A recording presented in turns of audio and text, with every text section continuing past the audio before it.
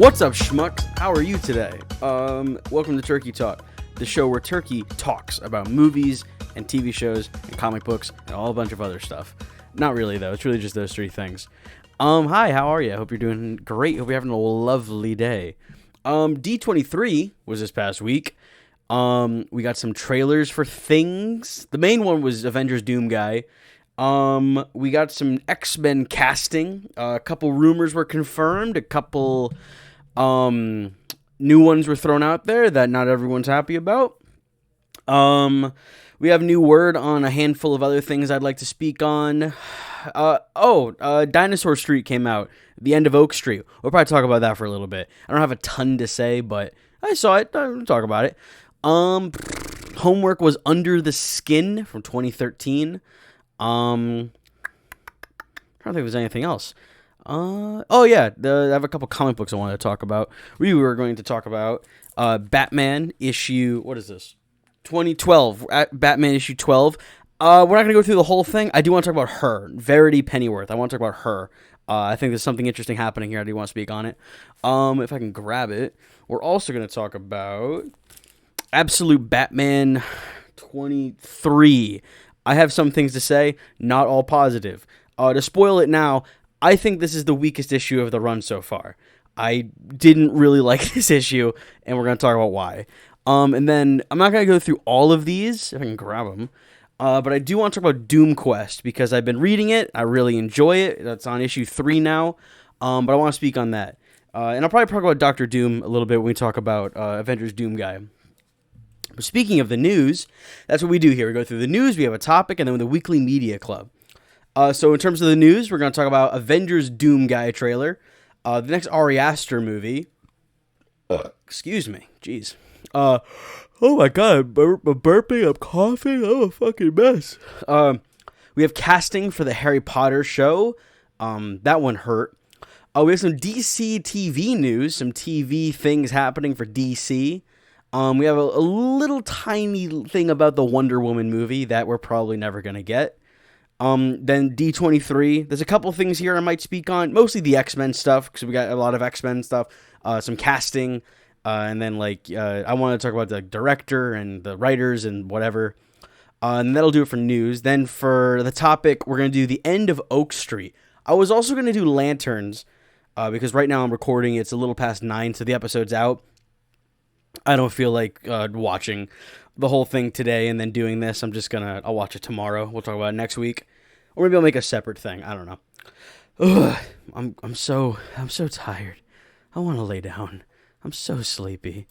And then we're going to talk about Under the Skin. I'm going to assign new homework for next week. And then those comic books I talked about. So anywho, let's get going. So the first thing we're going to speak on, I know this came out with the D23 stuff that was going on, but I do want to talk about it up top. Avengers Doomsday, or how I'm calling it, Avengers Doomguy, because it's about the Doom guy, Dr. Doom. Got a new trailer. I watched this trailer 3 or 4 times. Not because I liked it, but because I was trying to just force myself to feel something. I used to love the MCU. I really did. It was just a fun franchise for the longest time. And I read a bunch of comics as a kid, so I knew some of the things, and people would come to me and they'd be like, "Oh, hey, what does this mean? What is this from the comics?" and da-da-da. And it made me feel, important amongst my friend group. I was like, wow, I have knowledge that you guys don't have. That's cool. And I still have friends that love the MCU, but I have evolved past it. It is no longer for me. And it's not even so much that I could walk away and be like, well, this isn't for me, so whatever. I mean, I like the MCU to a degree still. There's a little MCU shelf over there. I have Captain America hot toys. I like that guy, who's barely in this trailer. Captain America is barely in the Avengers movie trailer. I don't think there's a shot of him in the trailer, actually, now that I think about it. Eek. Anywho, it's a bad trailer. The movie looks really bad. Genuinely. Not even wow, this isn't for me. It just looks like shit. Visually, it looks like shit. I really don't like what they're doing with Dr. Doom. I'm not a fan of... Well, we talked about the leaks a couple episodes ago. And they seem to be 100% true. Everything we've seen in this trailer reinforces the leaks we saw. that I read on the show, yeah, this is not shaping up to be very good. I guess the only thing I will talk about is Doctor Doom and just the fucking butchering of my goat, Doctor Doom. I really like Doctor Doom. I've been on a huge Doom kick. I'm going to reread the Hickman Secret Wars, which I read before, but I didn't fully appreciate it, so I'm going to read it again and probably like it a lot more. What was another thing? I'm a big fan of One World Under Doom by Ryan North. I've been reading Books of Doom by Ed Brubaker. This is good. This is like it's essentially like I don't know, just kind of like a Doctor Doom. I don't even want to call it like a year one. It's his life story, but it kind of functions like that. It's like just a good introduction to the character. And then I was talking about Doom Quest earlier. But I like Doctor Doom a lot. I have a couple other Doctor Doom comics around there, like odds and ends and shit. But this movie is written by people that have either never touched a comic book or think they know better than the legacy of Doctor Doom. It's all wrong. Why is Sue Storm saying he used to be kind, he used to be caring, and then something happened and now he's mean? That is not Doctor Doom. Like, he is ruined as a child. And even then, he is a child of oppression and poverty. He doesn't live a good life. And that forms him. It corrodes his soul young. And it shapes the person he would become.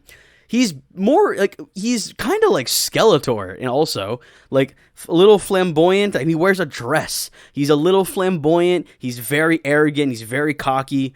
He's a showman. He's just, but he's also terrifying. Like, he's also a massively intimidating person. Like, yeah, he wears a dress. He speaks about himself in the third person. Also, because Latveria isn't real, I've never really known what the Latverian accent should sound like. In my mind, when I read Doctor Doom, I do a Count Dracula voice, more or less. I'm not going to demonstrate. I was about to, but I won't. But the voice Robert Downey Jr. is doing here, I don't like it. It's just, it sounds really dull. And I was poking around some other adaptations of Doom. No one else has really done the accent, so I guess, props for trying, I guess. But it doesn't sound very good. I don't know. You should have just had Bill Skarsgård do the voice, and he could do this Orlok voice. That would have been probably really interesting. I'm trying to think of any Orlok things. What does he say? 3 days! I like that line when he says it to Lily Rose Depp. That's all I got. But that for Doom would have been fine. What else is wrong? Oh yeah, giving him a wife and child? Why? Why? Sue Storm's supposed to hate him, by the way. Like, all of them are. Everyone hates him, except for Reed Richards. Reed is the only one who takes a little pity on Doom, on Victor. Kinda likes him, actually. Because Victor Von Doom is a weird, smelly loser incel. And Reed kind of takes pity on him, and Doom hates that shit. And it births this rivalry they have. How, everything, like, Victor feels like everything Reed does is designed, like, specifically with Doom in mind to ruin him, when Reed is not really functioning that way. Doom is just stupid, and selfish and narcissistic, but I love him. He's such an interesting character, and this movie is a butchering of him. I don't know. I also don't like that line in the end when he says, hell answers to me, for I am Doom.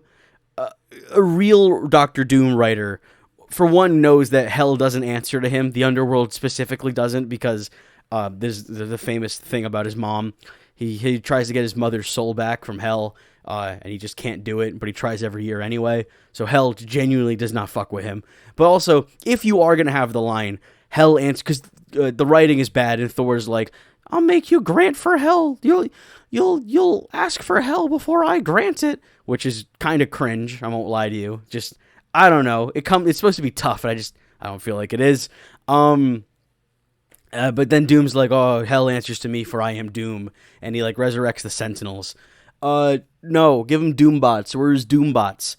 Anywho, the line should be, if you're gonna have that line, it should be, hell answers to Doom, because he talks about himself in the third person all the time. Like, there's a line in the third issue of, this is not the right comic, there's a line in the third issue of Doom Quest when he's in the body of George Washington, and he's like, now leave me alone. I must have time to Doom needs time to plan. And they're all like, that's right. Plan the doom of the British. And he's like, that's not what I meant. That's not my typical Doom voice. I'm under pressure. I'm sorry. But anywho, it doesn't look very good. I find it so thoroughly uninteresting. I'll see it. I'll talk about it on here, but I don't want to. Like if I truly wasn't going to, I don't know. If I didn't do this and I didn't like have an incentive to speak on it for anything, I wouldn't see this movie. This trailer doesn't move me in any way. I don't care. I'm so marveled out. I don't want it anymore. Give me an X-Men movie because I like the X-Men. Give me a Fantastic Four sequel, and give me more Daredevil. That's all I ask. And beyond that, I'm done. Anywho, moving on.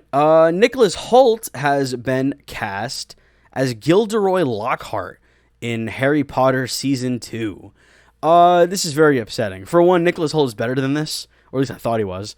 But also, I've kind of spoken on this. Actually, I don't know if I have, but anyone associated, barring the kids, the children, they don't count here. But any adult that is willingly throwing themselves in with Harry Potter stuff at this point, it just openly doesn't respect trans people or trans rights.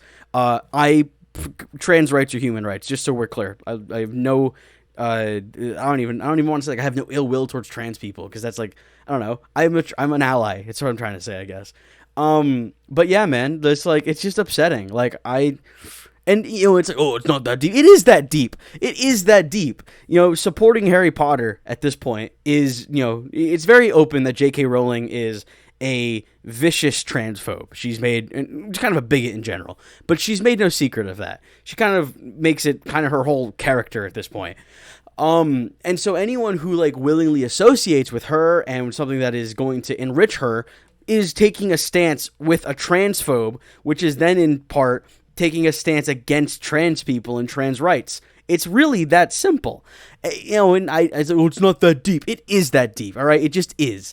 Okay, the world revolves around shit like this. Everything you do means something. You have to think about the world beyond yourself. The things you do, they do impact people. They impact the world around you, different groups of people that you may or may not have considered. That is just the way that things are. We are all linked tangentially. So people signing on to this show are taking a stance against trans people by siding with a rich person who puts a lot of money and energy into making trans people's lives harder than they need to be. It's not that complicated. So, yeah, fuck anyone associated with this show. And genuinely, fuck anyone that watches this show. I'm not watching it. I hate watching it. I'm not pirating it. Fuck this show. I don't care. But anywho, on that topic, director Ali Penkiu, I don't know how to say her name. She's French-Canadian. But she's directed for The Great, also with Nicholas Hoult, and an episode of Black Mirror. I didn't look up which episode of Black Mirror, so actually, I'm curious. Hang on. Oh, okay, so she did Joan is Awful. That's a good one. No one cares about this. What am I doing? And she also did the one where the woman's she goes into like a coma or something, and then they have to pay a streaming service a monthly fee to get her brain working or something. That was an okay one. Yeah, I don't know. A lot of that show is just Charlie Booker losing steam. It has nothing to do with the direction. Anywho, so she spoke out and she said that she was actually asked to direct an episode of this Harry Potter show, but she turned it down. And then she said she added the comment. It simply is that easy to say no to funding transphobia. And it really is. She's absolutely right. It is that easy. You can just say no. It kind of reminds me of that Actors on Actors or whatever it was, where they all sit around the table, where there was a bunch of women actors. I think, what's her name? Natalie Portman was there. And she was like, it's just so hard to work with female directors these days. And Kirsten Dunst was like, no, it's not. You can just do that. And Natalie Portman's a bigger name than Kirsten Dunst. I find it hard to believe she would be pressured for the choices. I mean, is she a bigger name? Maybe she's not a bigger name than Kirsten. They're probably about the same. But still, you can seek out that should you choose it. If you were a really small up and coming actor, then you might not have that luxury. But you were in fucking Star Wars, Natalie Portman. Come on. Come on. Anywho, yeah, no, I don't know. It's one of those things. Like it's one you want to be like, oh well, it's easy to say that when you're some asshole sitting at his desk talking about movies. But it come to find out, even when you are one of those directors in Hollywood, it still is that easy. You can just have morals. Anywho, moving on. Ari Aster, a director I'm a huge fan of. I went through his discography for the show. His next movie is a film called Scapegoat.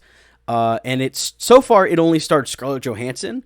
It's about her character who is tasked to operate on a Jake Paul-inspired character who dies during the surgery.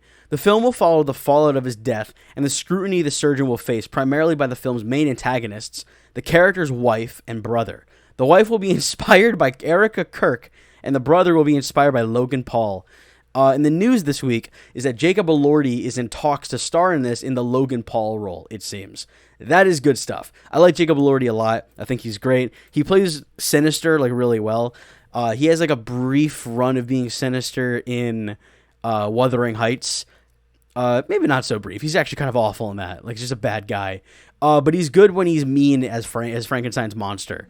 That's good stuff too. But anywho, I like it. I think that's good. I'm looking forward to it. I'm really interested in what Ari Aster has to say about this kind of stuff. I wonder how much the Kirk element will play, just because that happened like a year ago. Like, I don't know. Did he write all of this that much? Maybe that's actually possible. They haven't started filming yet, so maybe he finished the script really recently. But, you know, like maybe that inspired him so much that he really did just pump out this script. But no, I'm so excited. I like that Ari Aster's thing now is that he made one horror movie and then realized that what's actually terrifying is human beings just being the worst. You know, like The Cult in Midsommar. Beau is Afraid, that's about like his mom, and a whole bunch of other shit. We talked about it. And Eddington, which I love. That's my favorite Ari Aster movie. I love Eddington. That movie's fucking amazing. But yeah, no, I'm super excited. I am interested to see like what the twist will be, because that's been his thing from Beau is Afraid to Eddington. I'm sure this one will have it too, where it seems kind of plausible and believable and grounded and human for most of it. And then it just loses its mind in the third act. That's kind of his thing at this point. I mean, Hereditary kind of did that. I feel like Midsommar is pretty just kind of straightforward. It doesn't feel like it ever elevates in its insanity, whereas the rest of them absolutely do, especially Beau is Afraid. But no, I'm really looking forward to that. And this seems to also be continuing Ari Aster's writing thread, or I guess you'd say, of protagonists who are victims to forces outside of their control.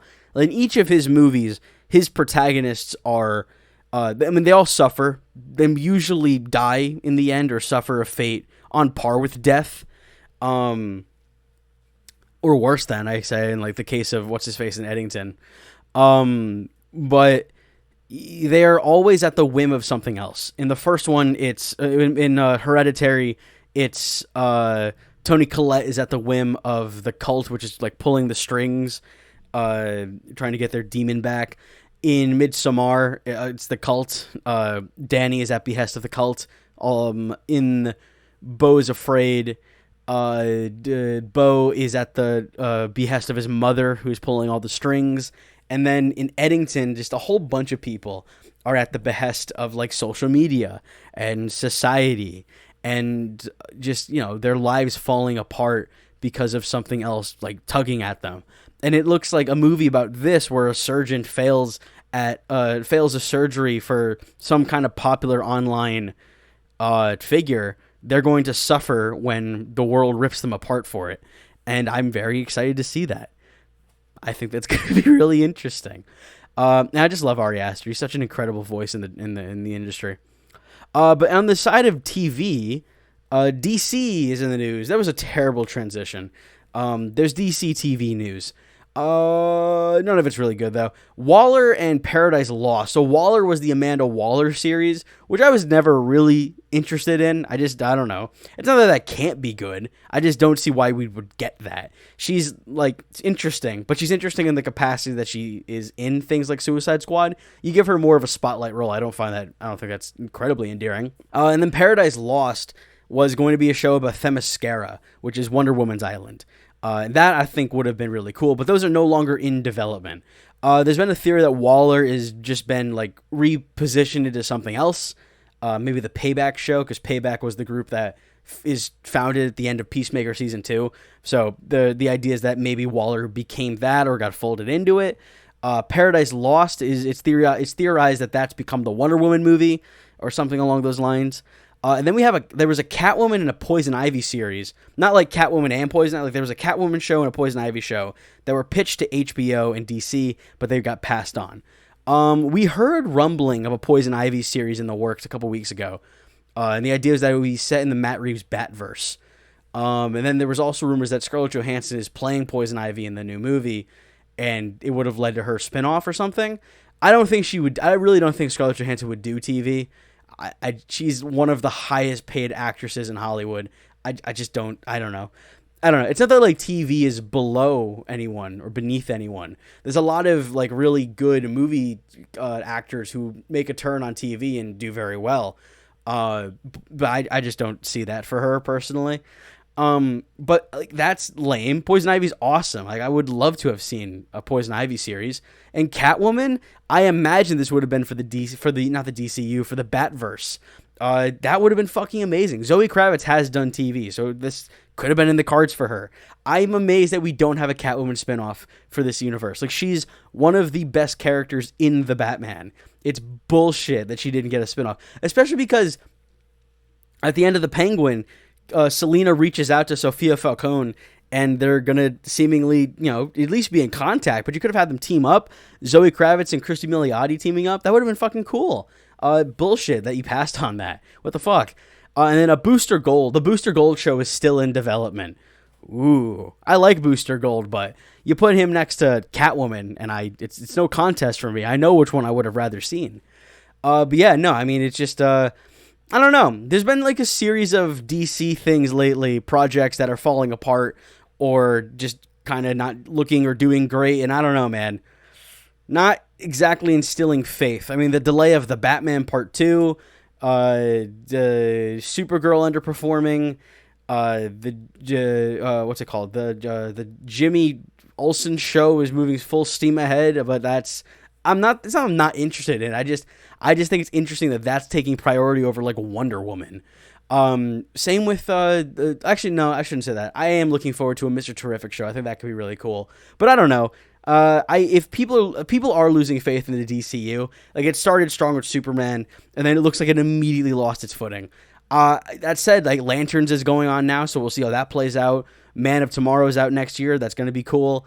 Yeah, I mean, it's just a matter of waiting and seeing. So I don't know. I'm not entirely out yet. I love DC. That's my universe of choice. So I'm there no matter what. Little thing here. Speaking of DC, it was reported this week that Tom King, comic book writer, will not be involved in the Wonder Woman movie. Yay! I've gone on about this. He's bad at writing Wonder Woman. The only good thing he's ever written, in my humble opinion, is Supergirl Woman of Tomorrow, which is very good. He's written for Batman. I don't love his Batman. I just don't care for it. His Wonder Woman is not good, like, at all. It's really painful to get through. There's a couple issues at the current run that are by Gail Simone, and those are good. She had, like, an issue I think it was last month's issue. That was really good. I have it somewhere over there. I read it on my break at work. I liked it a lot. But yeah, no Tom King is a good thing. He needs to stay far away from Wonder Woman, genuinely. He said that he's going to stop writing the current ongoing soon. So when he hops off of it, I'll start picking it up. As long as they pick someone good. That being said, like, I am very, very satisfied with Absolute Wonder Woman, by, Stephanie Phillips. Yes. No, that's not her name. What is her name? Kelly Thompson. Stephanie Phillips is writing Daredevil. Sorry. Kelly Thompson writing Wonder Woman. She's amazing. She's an incredible writer. Has a deep love and understanding of Diana. She needs to be the person you go to on this movie. Absolutely. Greg Rucka would also be a good choice. A Wonder Woman, the year one. That's a great read. Yeah, there's a bunch of really good writers who understand Diana that I think should be consulted for the movie, other than Tom King, who's awful. Yeah, no, that's all I have to say about that. Let's talk about D23. So D23 happened this week. I don't actually know I think it's Disney something. I don't know what the 23 stands for. But there was a handful of things they showed off. A lot of it was based around the theme parks and stuff. They were showing off like different rides they're going to have at Avengers Campus and other things, but I don't care about any of that. Most of that shit does not interest me. I don't go to Disney, go to Universal. But anywho, we got some news about Incredibles 3, Frozen 3, Coco 2, and some other stuff. Most of this I don't care about. Like, I don't give a fuck about Frozen 3. They're going to fight like an evil Elsa or something this time. I don't care. Coco 2 is really funny just as a concept. Why? Why? Why? You're just going to go do it again? Like, the bad guy is back from the first one. Why? What are we doing here? It is so... I've mentioned this before, but it is just so frustrating and annoying and stupid that all the media we're ever going to get for the next probably 10 years, maybe longer, is designed to just tickle the monkey brains of millennials. It's like, wow, do you remember Coco from like a decade ago? What if we did it again and there was another one so you could feel young again? You could be reminded when things were good. Wow, do you remember Zootopia? What if we made 2 more of those? Remember Harry Potter from when you were little? What if we just did it again? The list goes on. Moana, like all the live action remakes, it's all bullshit, man. I hate it. I really do. I want new shit. There's a new Pixar movie, Gato, coming out. That's gonna be cool. Mark Ruffalo's a cat. That's fun. I liked Hoppers a lot. Hoppers was cool. Forbidden Island, or Forgotten Island. That's a DreamWorks movie coming out soon. That looks interesting. Like things like that. That's what excites me. Like this nostalgia shit and like, you know, remakes and rehashes and needless sequels is bullshit. What's next? Ratatouille? Come on. Get a fucking grip. Anywho, there's news about Incredibles 3. I don't care about this. I don't know why I wrote this down. Yeah, I don't care about this. Why are we making another Incredibles movie? Why? I don't remember Incredibles 2. I know I saw it, but I know I didn't like it. I think I just like memory hold it as soon as I was done with it. We had a trailer for Vision Quest. That was okay. People on Twitter really hyping it up like, wow, this looks so cool and fun. I don't care. I've never really found Vision interesting. James Spader as Ultron I've always enjoyed. That's not a good movie. I don't think that's a good version of Ultron. But I like James Spader as Ultron. Like, he's good. It's a badly characterized Ultron. I don't know. I just don't care, man. Also, the fact that Vision's getting a show after he died reinforces a problem I have with the MCU, which is that no death in that franchise means anything. There's no meaningful consequences or stakes in the MCU, which is kind of lame. And you could make the argument that it's like, oh, well, it's like comic books, how like they'll kill someone and they'll bring them back. And it's like, yeah, maybe, but it's not supposed to be comic books. It's supposed to be movies. It's supposed to be a little different. You know, it's supposed to mean something. Like, Tony Stark died, sure, but he's just back and he's Doctor Doom this time. You know what I mean? Like, they don't get Robert Downey Jr. for nothing. That's going to be something. He's going to be like a Tony Stark from a different universe, or he is going to come back as Iron Man or something, right? So that death is meaningless. Like, whatever. There was another one. Black Widow, she died, but she also came back for a movie like a year later. Like, we saw her in another movie, so it's not like she's like really gone. We got to see her again. Like that, I don't know. I know it's a prequel, but I don't know. The death didn't move me because we knew there was a movie coming. So it's like, wow, that's not the end though. There's a whole like 2.5 hour movie of hers coming out next year, so don't worry about it. Vision died and then came back. There's a couple others, but you know, like it just annoys me how like nothing really matters in this franchise. There's no real stakes. It's just bullshit. It's just fucking keys jangling and action figures smashing into each other. Anywho, let's talk about something I do care about: the X-Men. That wasn't very good. But anywho, we got a casting list. So here we go. Kit Connor is Cyclops. Sadie Sink is Jean Grey. Christopher Abbott as Professor X. Indy Neveready as Rogue. Maya Boyd as Storm. Samara Weaving as Emma Frost. Adam Driver as Mr. Sinister. I like this. I think this is all really good.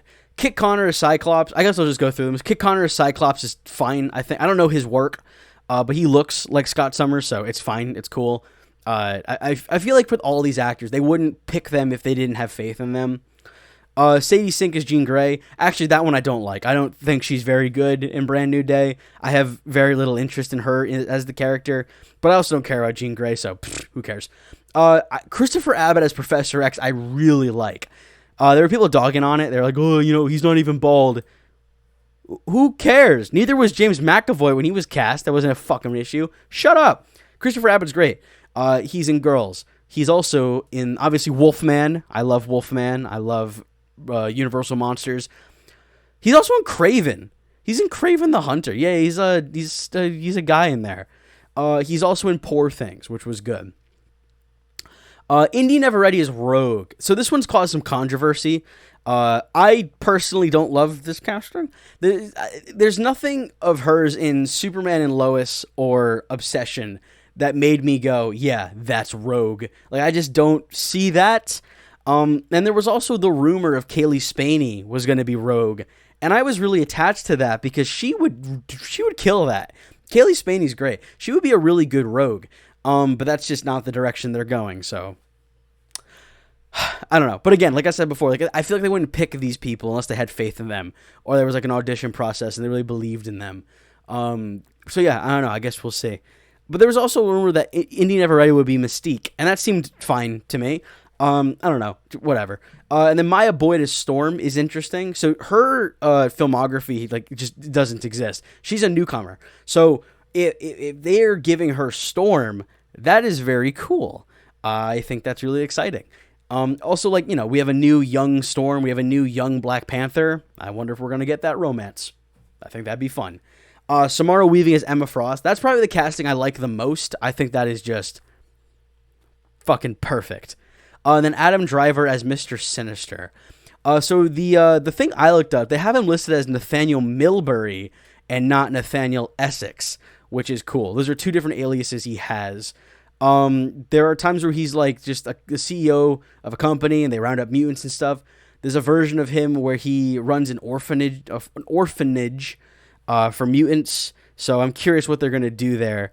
That is exciting. I also hope they just straight up call him Mr. Sinister. That's such a funny name. And it works in comic books, but I want them to lean into that in the movie. And then just some other stuff. The script is being written by the people that did Thunderbolts, which is Lee Sung-jin, who wrote for Beef, and Joanna Kalo, who wrote for The Bear. And it's all based on a story pitch by Michael Leslie, who had worked on Hunger Games: The Ballad of Songbirds and Snakes, which was fine. And then it's going to be directed by Jake Schreier, who directed for Beef. He also did Thunderbolts. And it was also announced this week, I think it was like today or yesterday, that the director of photography is going to be Pat Scola, who worked on Pig, Quiet Place Day One, Sing Sing, which I didn't see, and Death of Robin Hood, which I saw and really enjoyed. So yeah, no, this is good. This is cool. It's like a real movie, That's what this reminds me of. It reminds me of a real movie. I like all of this. I like the X-Men. I've been trying to get into more X-Men comics. Like, I've read, who is it that wrote the new X? Like, it's called The New X-Men. Who was that? That wasn't Grant Morrison, was it? No, it couldn't have been. But I've read that. I like that. I need to read the Claremont X-Men run because that was one that Jake Schreier directly referenced. He said that they're going to be taken from the Claremont run, so I need to get into that. But yeah, no, that's exciting.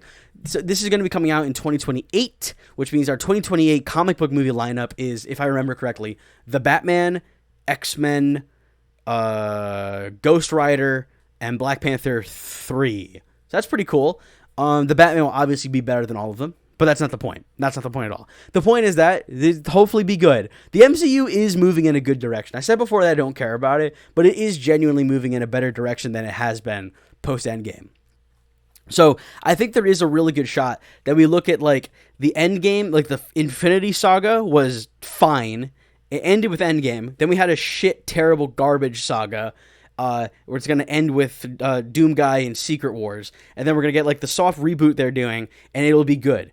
Like this X-Men is shaping up to be interesting, I think. It's got like an actual solid team of people behind it, like good creatives. It doesn't seem like the studio is going to be meddling too much.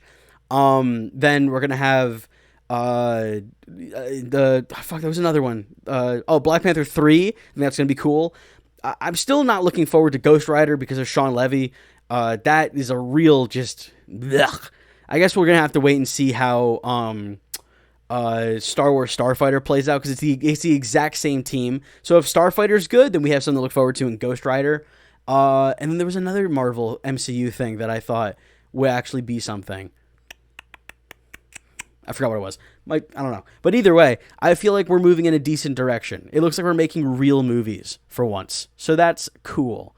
Anyway, let's move on. We're going to talk about the end of Oak Street, or Dinosaur Street, which is what I've been calling it. The End of Oak Street is written and directed by David Robert Mitchell. He did It Follows, which I haven't seen, but I keep being told that it's good. I'm waiting until the second one's about to come out, and then I'll watch it. But it is about the Platt family, which is Ewan McGregor, Anne Hathaway, and their 2 kids. And they're just these regular suburbanites. And then all of a sudden, one night, they're teleported back in time to dinosaur times. And they now need to contend with their neighborhood being overridden with dinosaurs. And all their neighbors being munched on. I've seen some mixed things on this movie. I've seen some people really enjoy it. I've seen some people on Reddit are fucking tearing into it, but I think unfairly. Like, a lot of the criticisms I'm seeing on Reddit are stupid takes. A lot of people are like, oh, this moment happens and it didn't develop into anything. Why did they even do it? It's called a character moment, you idiot. But anywho, I really liked this. I thought this was really cool and fun. It's not amazing or anything. Like, it's probably not cracking my top 10. But I really liked this. I thought this was cool. Especially just as an original movie using dinosaurs outside of Jurassic World and Park or whatever the fuck. That's cool. It is amazing to me that dinosaurs are not just more prominent. Like, we have like a random alien movie every year. Do we have one this year, actually? Now that I say that, we might not. But there's usually an alien movie. Oh, yes, we did. We have Iron Lung. That's an alien movie, technically. It wasn't good, but it's an alien movie. I'm sure there's another one. But there's always like an alien movie. Imagine if we only got alien things from the Alien franchise, a franchise that we got an entry from like 3 years ago. Like it's weird that dinosaurs like seemingly belong to Jurassic Park, and World, and no one else really attempts it. It's just strange to me that why don't we have like a proper dinosaur horror movie? I don't know. I feel like there's a bajillion different things you could do with dinosaurs.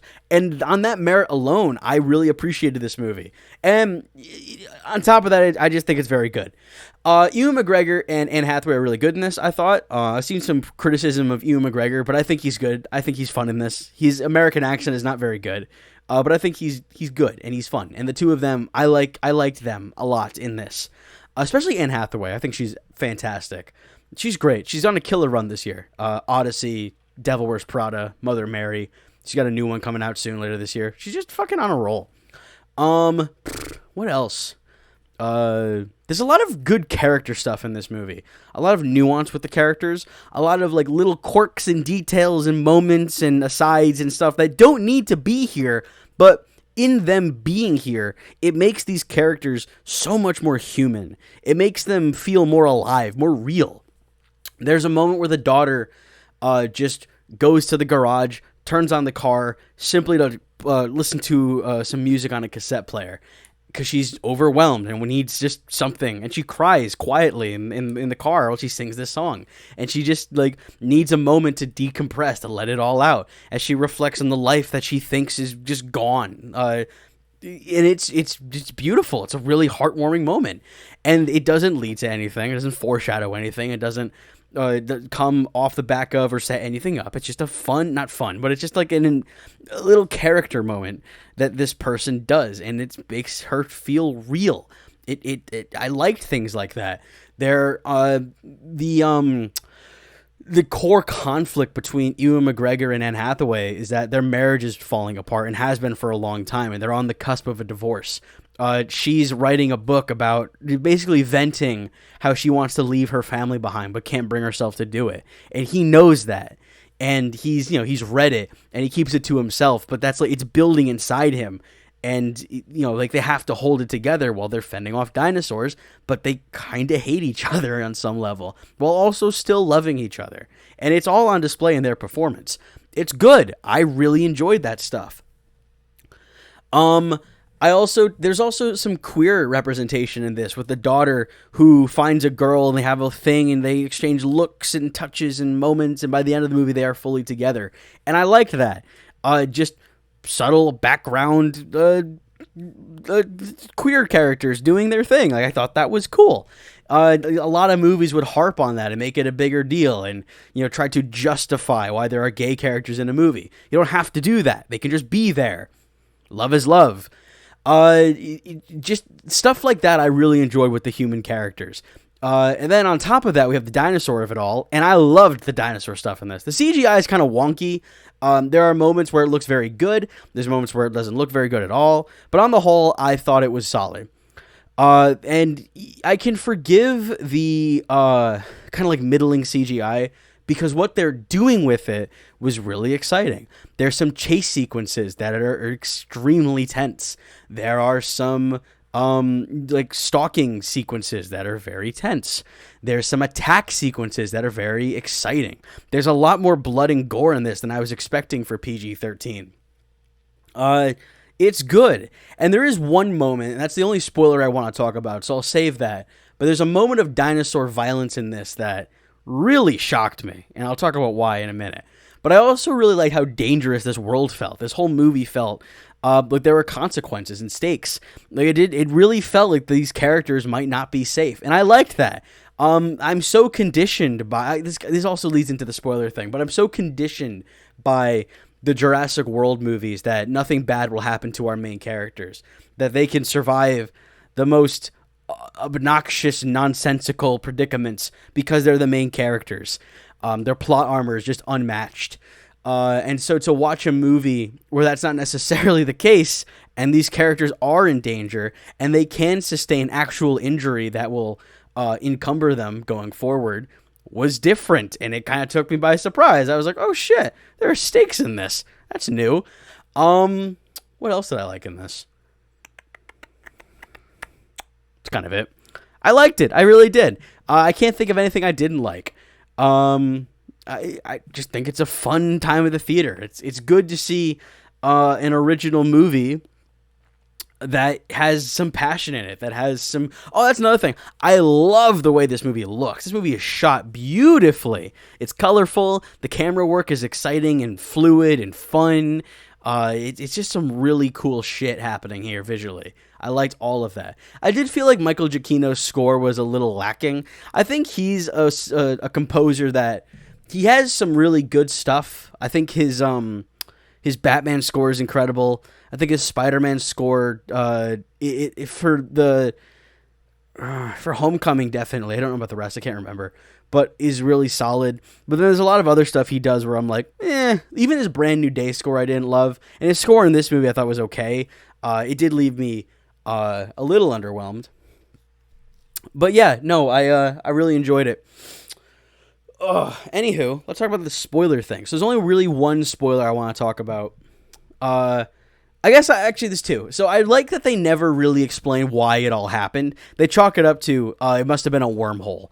There was a wormhole that opened up and sucked us back in time, and that's that. And I thought that was cool. And then the reveal, and I figured this earlier in the movie, but it's that they swapped. So there's like a big plot of land that swapped with the neighborhood that the family lives in. So that neighborhood went back in time to dinosaur era, and the land that was there in dinosaur era is now in the current time. And then you find out in the end that the military just killed all those dinosaurs, which it makes sense to me. That if a bunch of dinosaurs showed up, yeah, they'd kill them immediately. Also, people would kill them immediately. There'd be some lunatic guy who has like 10 AR-15s would kill a T-Rex and put its head in his living room. Absolutely. So yeah, I mean, I thought that was kind of funny though, that, dinosaurs come to the modern era and they just get immediately murdered. Thought that was interesting. But also, like, I should have said this before, but just the visual and the concept of dinosaurs in suburbia is really exciting. That's what Jurassic World 3 should have been. That was like the ending the second movie sets up, that they're just free in the world now. We need to coexist with them. How will that go? And they don't answer that question in Jurassic World. But in this movie, they do answer that question. And the answer is, it would not go well. We would be fucked. And I liked that. Speaking of that, I was shocked that they kill off Ewan McGregor, that he dies. And then they kind of get him back because of timey-wimey bullshit. But that fucking kind of shocked me. And his death was a lot more brutal than I was expecting from a PG-13 movie. He gets his leg bitten off, and he gets slammed into the ground, and then he just gets munched on. I don't know. It really shocked me. It just again, like being conditioned by the Jurassic World movies where no one dies. I was like, okay, well, the family's just gonna make it out of this. It's gonna be fine. And then he dies, and I thought that was really just shocking and interesting. Yeah, I mean, I was like genuinely shocked that they went for that. And even like the fact that he comes back in the end, kind of, that they go back, because they end up finding out that there are more wormholes popping up here and there, and they find one and they jump into it and they go back to the present, but they go back right before the wormhole that brought them back in time, and they beat it by like 20 minutes, and they know it's going to happen. And so I thought they're going to be trapped in like a fucked up time loop, that they were going to consistently be like they were there from the beginning, and this was like a locked thing, like a Groundhog Day situation, or like, I don't know, I can't think of another example, but they were always there, and this is just a loop that they're stuck in or something. But then what happens is Anne Hathaway calls Ewan McGregor, he meets them, they get their dad back.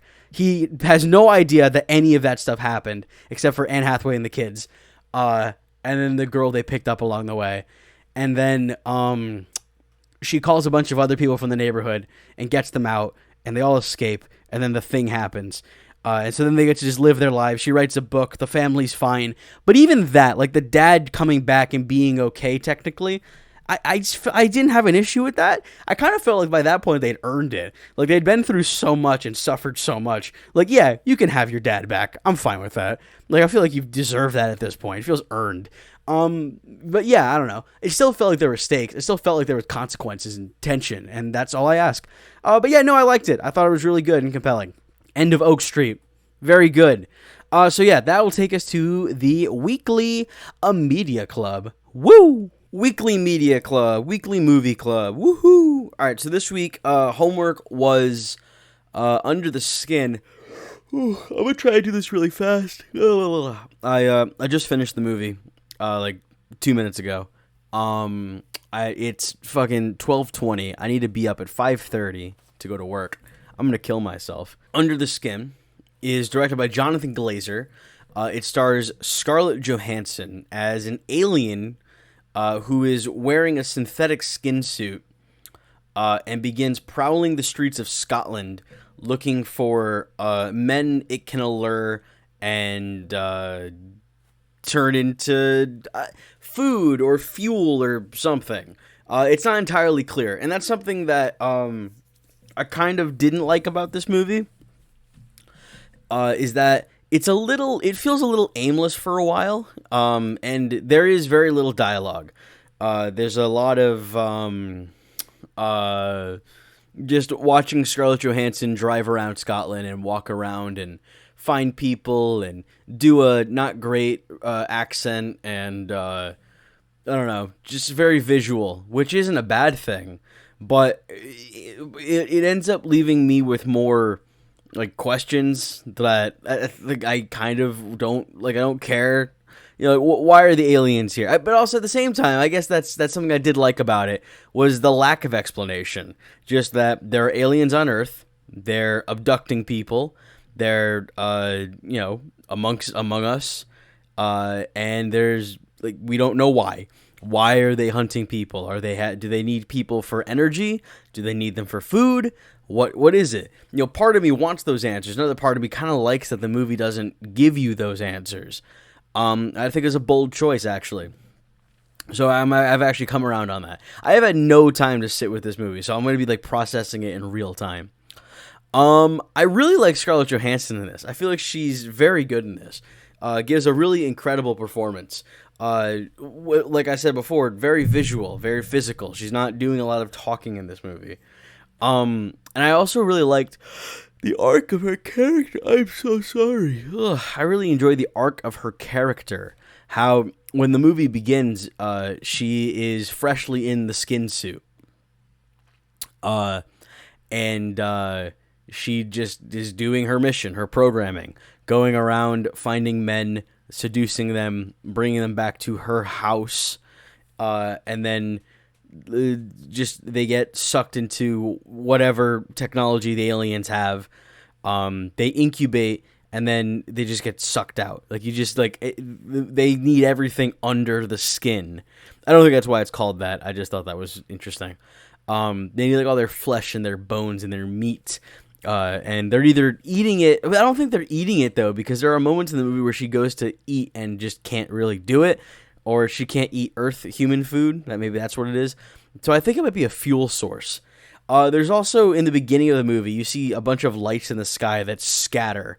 So I guess there's just a bunch of these things running around. There's also another alien on a motorcycle who's like her cleanup crew. He takes care of the messes she leaves in her wake, and just kind of is there to assist as things go on. There's some really interesting moments in this, though, of her just kind of experiencing humanity and kind of slowly developing humanity. That the more time she spends on Earth and the more time she spends around people, almost the more human she becomes. There's a moment where she approaches a guy on a beach and she tries to, like, make him her newest victim by seducing him, but he's just not interested. And then down the beach, there's a family. There's a husband, a wife, and a very small child, and a dog. And the dog gets sucked out into the ocean, so the wife goes after the dog. The husband goes after the wife. The wife and the dog are just sucked out to sea. The husband is he's brought the guy she tried to seduce goes to save the husband, brings him back to shore. The husband goes back out to try to get his wife. He also drowns. And the child, the infant, is crying on the beach. And the guy, the surfer guy, he's just laying there in the surf, waiting, or not waiting, but just, catching his breath. And Scarlett Johansson goes behind him and hits him with a big rock, and then takes his body, and just leaves the child, which I thought was interesting. But, like, as this whole ordeal is happening, she's just watching it play out. And it's things like that. And then she ends up meeting, is it Adam Peterson? I believe is his name. He's the guy. He's also in A Different Man with Sebastian Stan. It is Adam Pearson, not Adam Peterson. Adam Pearson. And when she meets Adam Pearson's character, she extends, like, seemingly genuine kindness to him and takes pity on him and ends up sparing him. She doesn't eat him or absorb him, or however you want to phrase it. But, like, seeing, like, those moments, like, she interacts with people, she watches people, she observes. She also experiences, like, moments of like, cruelty. It's a fish out of water, an alien being exposed to humanity in a raw way. It's not overdone in that, like, everyone around her is super nice and welcoming and kind and gives her a perception of the world, or that's not entirely true. Or everyone around her is, like, cartoonishly evil and cruel and gives her a false perception of the world. She experiences a very earnest human experience. Some people are rude, some people are nice, some people are just looking for connection, some people are lonely, some people are happy. It's just a whole myriad of different, like, realistic people that she interacts with, and you can see it changing her. And there comes a point where she kind of rejects like, what she is and tries to be human as she, like, runs off. She just walks into the world. She goes to a diner, tries some cake, basically throws it up. She meets this guy on a train. She tries to have some kind of romantic relationship with him, but realizes she can't, or just doesn't want to, whatever the answer is there. I took it as she just can't do it. She ends up almost getting sexually assaulted by a guy who just comes across her sleeping in the woods. And then that's the end of the movie. Very little happens in this movie, really. It's again, it really is just a lot of her walking around and stuff. But, like, that final act of cruelty, and he tears the synthetic skin suit, revealing the alien's true form. In that it is like, it reminded me of the alien in Annihilation. And it's just this black humanoid looking thing. beneath the skin, and it takes off the Scarlett Johansson mask and holds it in its hands as it's kind of looking at it, and just kind of looking at like this last piece of the human form that it had, as the would-be rapist sets her on fire, and then she dies. She couldn't be human, wanted to be but couldn't be, and was killed. The ultimate act of human cruelty. And I don't know. I don't know. I think it's okay. I think it's fine as a movie. I was expecting something deeper, I think, something more. I thought it was a movie about like I don't know, like the woman experience, or I don't know, something like that. I did think it was interesting of having, instead of like traditional men hunting women thing, it was a woman hunting men. I thought that was kind of interesting. And it also speaks to like men are easy at the end of the day. If Scarlett Johansson says you want to come back to my place, you're probably not going to say no. Like men are easy, and that makes them easy targets. So yeah, no, I think that's interesting. But then again, she's also faced with men who are kind, and she's faced with men who are genuinely evil. There's there's a big spectrum of different people she interacts with as she like kind of gains humanity and attempts to be human, and ultimately fails because she can't be. She's killed. I don't know. It's very bleak. It's a very bleak movie. It's a very bleak ending. I don't know. I think I probably should have watched it earlier in the week and then sat on it instead of watching it today and then talking about it. I might have had more to say, or maybe I wouldn't have, because I'm really really. I don't know. This might be the shortest weekly movie review thing I've done. I don't have a lot to say about this one. I think it's visually very impressive. I like the score. The score is really good. It's really eerie. There's a couple of really frightening moments. I thought, like the scene where the guy is in the ship incubation thing, and he sees that other guy, I don't even know. He's just frozen, and then all of a sudden he's just sucked away, and there's nothing's left except his skin just kind of floating. That was really creepy. The final reveal of the alien I thought was really cool. I don't know. It's just a story about a fish out of water discovering humanity in like a really slow burn, methodical way. I don't know. It's okay. Homework for next week. Let me think. I wanted to start watching all the X-Men movies, or most of them, some of them. I'll probably skip the Deadpool movies. But what we're going to do next week is Girls Like Girls, which is directed by Haley Kiyoko. It came out earlier this year. I think it came out like a month or two ago. I didn't see it. I wanted to, but I didn't. So we're going to get to that. So yes, homework for next week is Girls Like Girls. Watch it. Leave a comment. We'll talk about it. But yeah, Under the Skin. It's okay. It's all right. I understood it, I think, for the most part. It just didn't hit me where I live. It didn't super duper grip me. I thought it was okay. Moving on. All right, the first thing we're going to talk about is Batman issue number 12, which introduces Verity Pennyworth. I just want to talk about her. Anything else happening here I don't really want to speak on. Not because it wasn't good or anything. This is the thing. So Alfred has been dead in the main continuity for well over 10 years at this point, I believe. Bane killed him during the Bane War. He goes into Gotham, or not Gotham, he goes into Wayne Manor, and he snaps Alfred's neck and kills him, and he's just been dead ever since. And so far, in this run, Alfred's been a hologram, and it's like his consciousness in Bruce's computer and his cowl and everything. But then you find out in the last issue, partially, but also in this one, that Alfred had a contingency plan, and he summons Verity Pennyworth, his great niece, to Batman to become the new Alfred, basically. And I like that a lot. I like the idea of Batman getting a new Alfred.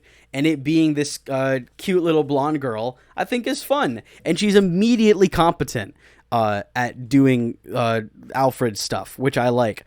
It's also fun that he has to just say Pennyworth still, and it be his butler, you know?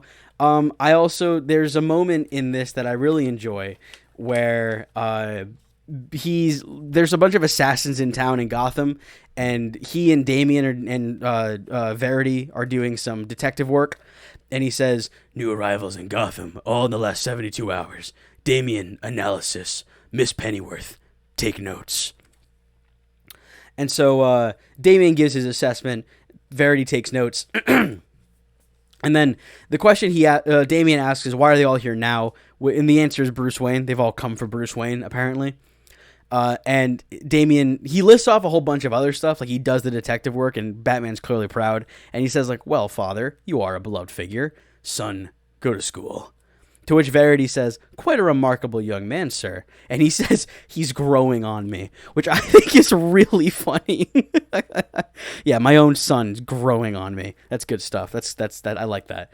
And then Batman lucks out. Two of the assassins are at the same hotel, so he gets to jump on them both, beats them up, takes them back to the Batcave so that he can probably question them in the next issue. And then they're like, "How the hell did that happen?" And Verity's like, "I pulled some strings. I made it easier for you, Bruce." And Damian and Bruce are both like, "That's pretty fucking cool. You can stay." And I like that. I've seen some people theorizing that she might be evil. I don't think she will be. I think she's genuinely just going to be the new Alfred. I think they're hoping that she is popular, that she sticks around. I'm sure we'll get an issue giving us her origin at some point, and depending on how that is received, they might just consider making her the new thing, which is cool. I mean, when's the last time we had an original character join the Bat family? It's been a while. I think the most recent, it would have been like Cassandra Cain, because I think she's more recent than like Stephanie Brown and Kate Kane, right? Yeah, probably. But I like that a lot. I think that's cool. I love the idea of Batman just having a new Alfred, who's again like a sweet young girl. I think that's fun for Batman. It mixes up the dynamic too a little bit. Just don't make them flirt. I don't want that. Batman has Dr. Zeller right now. I like Dr. Zeller. I want that to work out for him. Next up, we're going to talk about Absolute Batman 23. This is the debut of Clayface, my favorite Batman villain. So obviously, very excited. I was. And I didn't like this issue. I don't know. Maybe I need to read it again, but I just didn't care for it. So it opens with Alfred talking to his daughter, and that's not very interesting. And then we get the Robins, and they're all hanging out at Robin HQ. And then they talk about a fan vote, and longtime Batman fans know that that's not good when it comes to Robin. Famously, there was a fan vote about should DC editorial kill off Jason Todd or not. And the winning vote was yes, kill him off. And then we got the famous Death in the Family storyline where Joker kidnaps his mom. He comes looking around. He kidnaps Jason, beats him to death, and then blows him up. And it was monumental. It was iconic. It's a famous Batman story. It is a defining thing. And that is immediately referenced in this one. But the winner of the fan vote this time is Tim Drake, which is maybe a little foreshadowing. So anywho, I'm going to get to the part of this that I thought was really stupid, which is when Bruce is in the Batcave trying to put things together about Scarecrow. The Scarecrow's gotten all in his head about how the Joker and Scarecrow have orchestrated all of the bad things that have happened to Bruce, and basically him becoming Batman is entirely the Joker's plan.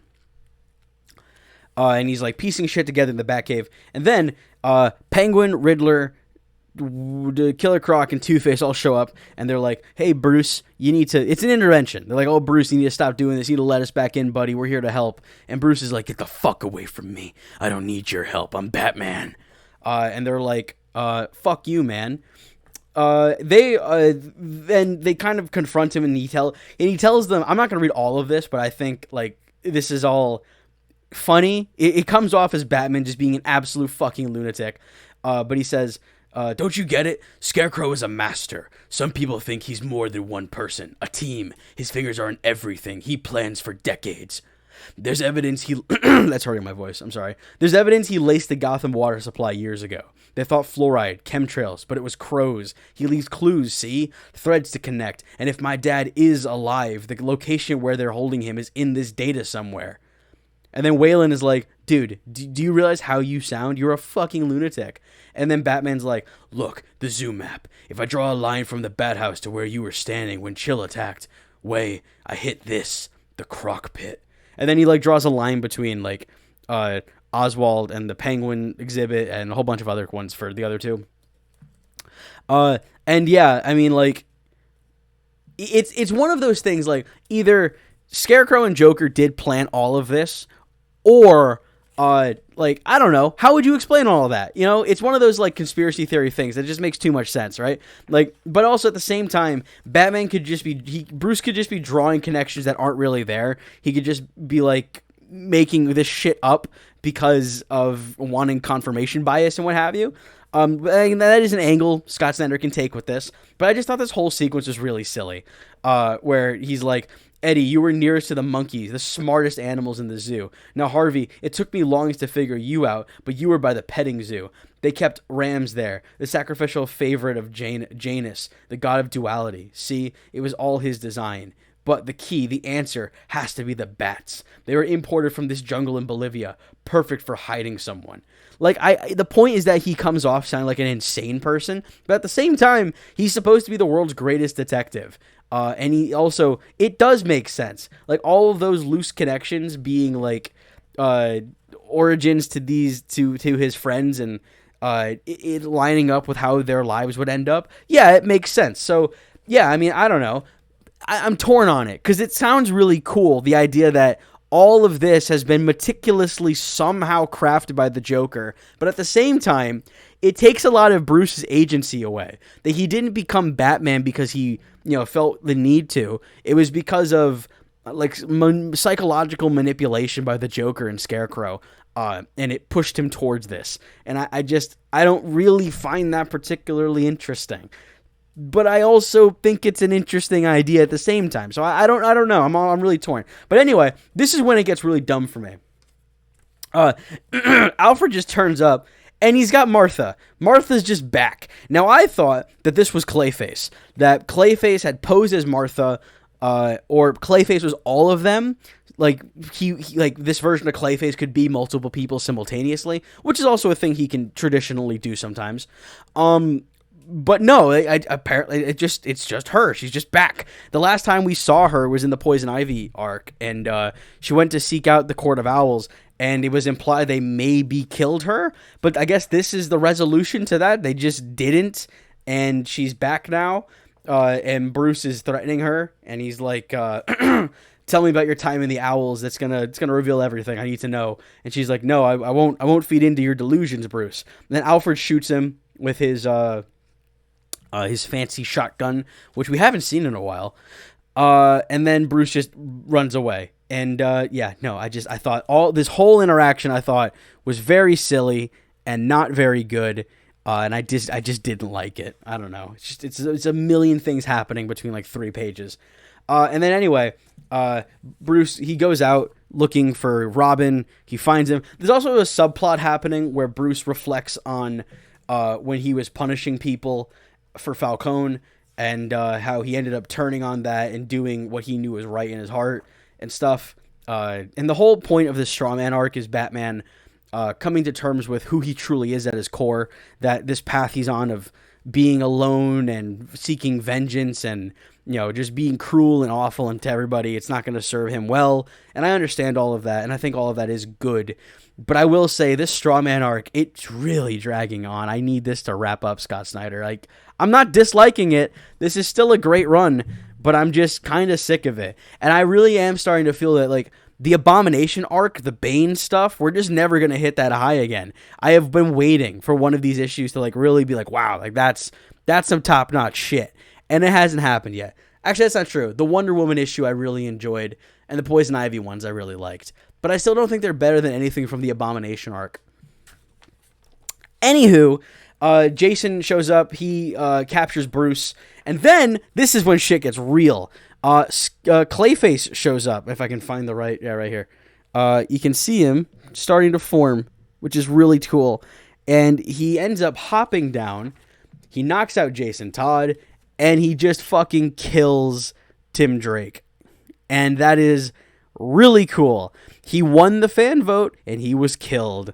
And I think that rocks. Then Batman fights Clayface briefly, who just makes himself an even bigger absolute Batman, which makes for some cool stuff, I think. It's a cool visual. I also like all the little hands that come out of Clayface, like they're sculpting and designing the things that he turns into. And then this fight is intercut with the flashback stuff. It's good. Batman hacks off his head. Clayface like imitates him. And then there's this point over here. I don't want to like bend my comic, but where this panel up top, this is so cool. That is such a cool panel. But anywho, Clayface absorbs Bruce into him. This is a reference to the animated series, by the way. In the episode Mudslide, Clayface does this. Batman bursts out the other side, and he's just comes out just all fucked up. And this whole fight, he's saying, he's like, "Oh, you should have taken me instead." Like, all right here, I told you to take me instead. And Clayface says, "I am taking you." What does that mean, I wonder? I actually do. I do have an idea. Then he absorbs him, and Batman says, "You don't get to leave." And Clayface says, "No, you don't get to leave. Ever." So I think when Basil, and we know this is Basil Carlo, when Basil absorbed him here, I think he absorbed like all his memories and stuff. They're like him just absorbing him into his clay, like gave him like all of his memories and his coding and all that stuff. At this point, he's just a visual Batman. But I think now that he's absorbed him, he's going to just have all his memories and stuff, and he can like fully be him to an extent. Then we have this panel of Bruce holding Tim, which is a reference to how he held Jason and the death of the family. That's actually like that's exactly what that's meant to evoke. And then Jason swears vengeance on Batman, and Batman runs off into the night. And, yeah. Oh, excuse me. That's it. Yeah, it's fine. I don't know. I thought the character moments in this one were a little lacking. The Martha Wayne just coming back and it being nothing, I thought was a little lame. I don't know. Man. It's fine. Yeah, no, that's all I got. That's all I got. Yeah, that's gonna be the end of the show, I think. Yeah. Thanks for watching. Thank you for indulging me. It means the most. I hope you enjoyed. I'm gonna take these off. Wow, I never not wear my glasses on this show, so that's a weird look. I don't like that. Like just looking at the screen, I don't like that at all. Eek. No glasses, roast turkey, bad. But thank you so much for watching. Thank you. I went to adjust them. My God, phantom glasses. Thank you for indulging me. Thank you for watching. It means the most. Homework for next week is Girls Like Girls, and after that we'll do the X-Men movies. Not because of Doomsday. I just want to rewatch them. I'm on an X-Men kick, kinda. So yeah, no, that's gonna be it. I'll see you in the next one. Bye.